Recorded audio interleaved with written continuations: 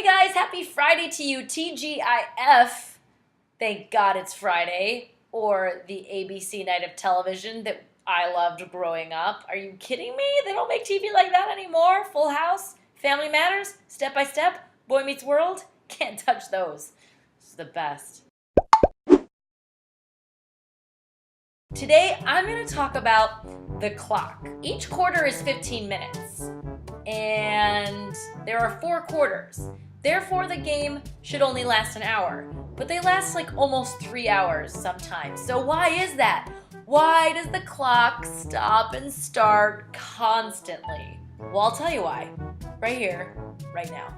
Here are the times the clock will stop during an NFL game. 1. After an incomplete pass. Someone throws the ball and someone on their team doesn't catch it. That's an incomplete pass. Sometimes you'll see quarterbacks just purposely spike the ball on the ground, like throw it down on the ground to get rid of the ball, and that's to get the clock to stop. They do this like a few minutes before the end of the first half or the end of the game so they can stop the clock, kind of regroup, get their shit together, and then carry on with the play. This actually happened in Varsity Blues. James Vanderbeek's character threw the ball at the mascot, knowing that would be an incomplete pass, and the clock would stop. Oh, I love that movie. The second instance the clock will stop in an NFL game is when someone runs out of bounds with the ball in their hand. So if there's a guy running towards the end zone to try and get that touchdown and he feels like he's about to get tackled, you'll oftentimes see him run out of bounds because that'll stop the clock. The team still has the ball and he doesn't risk getting tackled. The third instance where a clock is stopped during a football game is when there's a change of possession.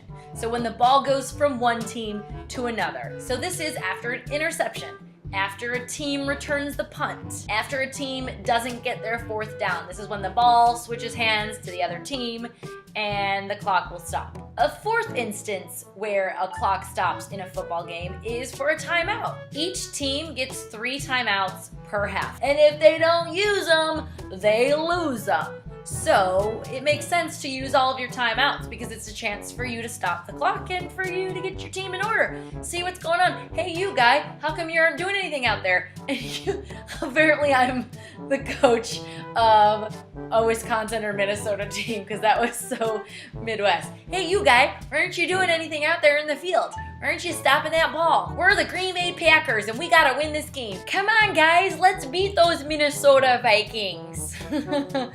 Oh, it is the Minnesota Vikings, right? Also, in the NFL, but not in college football, there is a 2-minute warning before the end of each half. So 2 minutes before the end of each half, there's an automatic timeout for both teams, and everybody gets to regroup and reset at the same time. Hopefully this makes sense. Next time you're watching football, you'll see, oh, the clock just stopped. Let's see, what just happened that could have made the clock stop?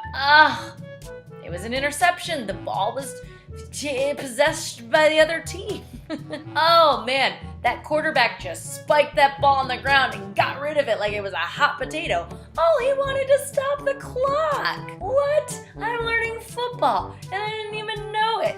And it's so fun. Hope you guys are enjoying my Football Friday lessons. Enjoy this wonderful weekend of football or atoning for your sins like us Jews will be doing, and I will see you on Monday. I had sushi for lunch and now I'm burping up an aquarium.